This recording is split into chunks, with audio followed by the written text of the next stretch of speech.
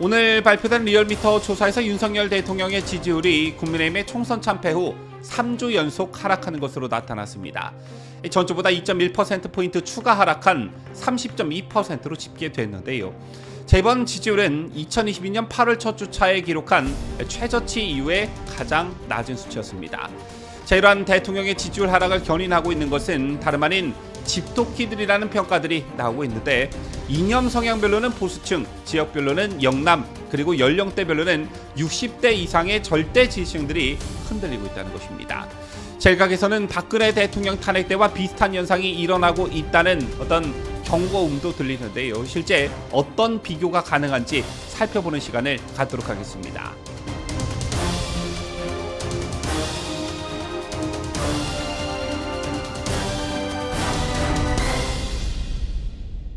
시청자 여러분 안녕하십니까? 뉴스데일리 베스트 미네커입니다.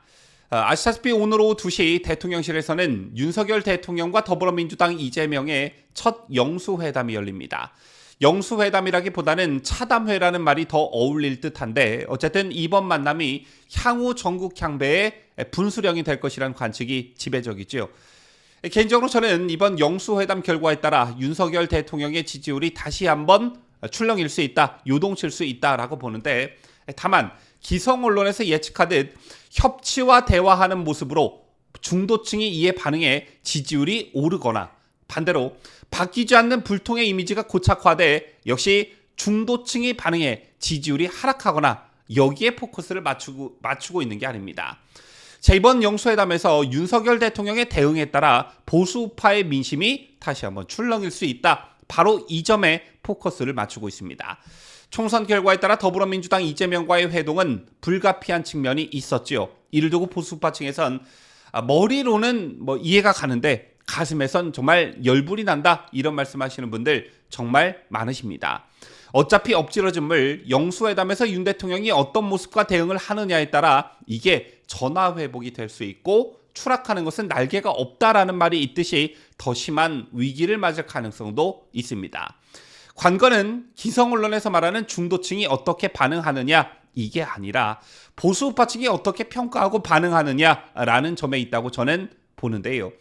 더 직설적으로 말해 이재명의 요구를 필요 이상으로 받아들여 주면서 굴욕적인 영수회담이라는 평가가 나오는 즉시 보수파층은 이걸 자존심의 문제, 즉 굴욕적으로 받아들일 수 있기 때문에 그 실망이 지지율에 반영될 것으로 보여지고요.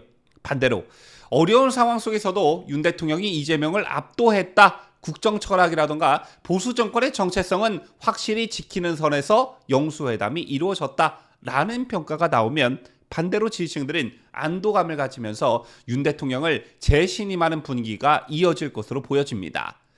제가 왜 이런 것에 포커스를 맞추고 있냐 하면, 지난주 다른 방송에서도 말씀을 드렸지만 윤석열 정부의 절대 지지층이라고 할 수 있는 이념 성향별로는 보수층, 지역별로는 TK, PK, 그리고 연령대에서는 60대 이상에서의 집토끼들 민심이 심상치 않기 때문입니다. 즉 텃밭이 사라지고 있다는 것인데요.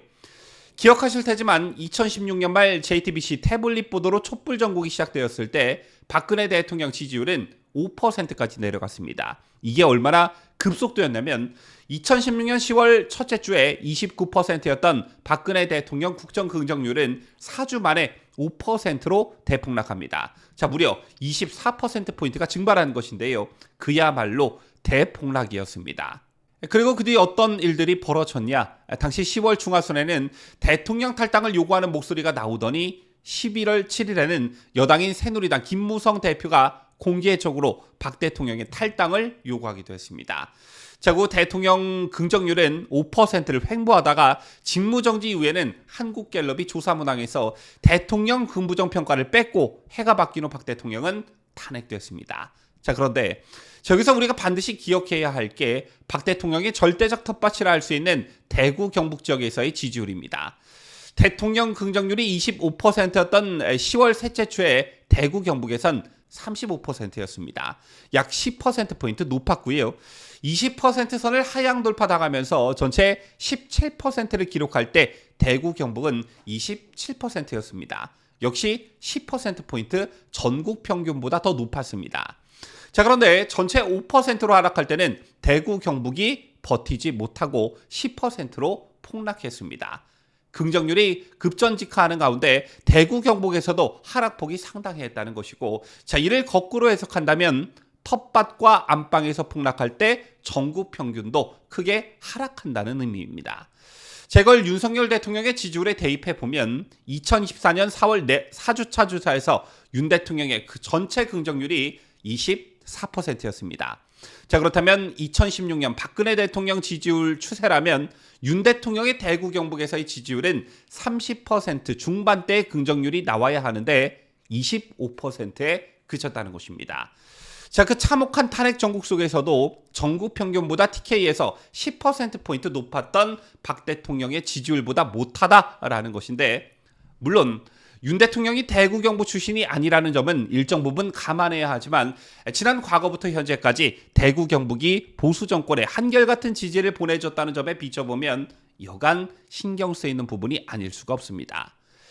자, 지금 보시는 표는 대구 경북에서 윤 대통령 긍부정 격차 추이를 나타낸 것입니다. 한국갤럽의 여론조사인데요. 2월 마지막 주부터 4월 넷째 주까지 대구 경북에서 윤석열 대통령 국정수행에 대한 평가 추이를 보면 가장 아래 62%의 긍정 지지율이 25%까지 내려갔다는 것을 알 수 있습니다.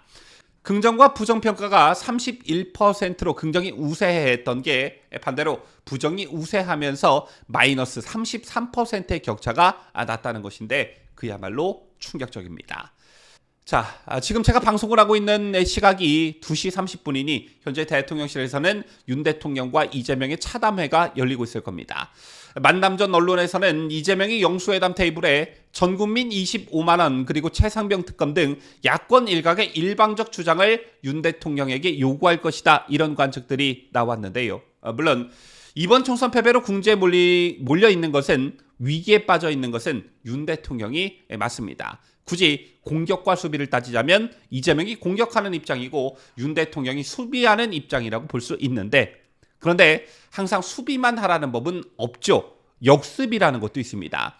영수회담을 앞두고 대통령실에서는 여러 가지 시나리오를 놓고 충분한 대비책을 세웠을 것으로 보여지는데, 영수회담이 끝나고 윤 대통령이 지켜야 할 선을 스스로 무너뜨리고 보수의 자존심을 무너뜨렸다, 굴욕적이다 라는 평가가 나오는 것을 절대적으로 경계해야 한다. 이게 포인트라고 저는 생각합니다.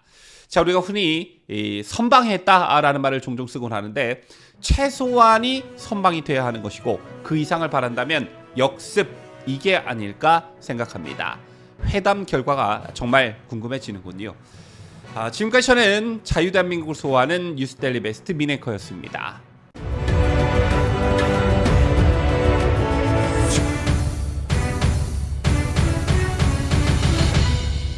함께해요. 뉴스데일리 베스트.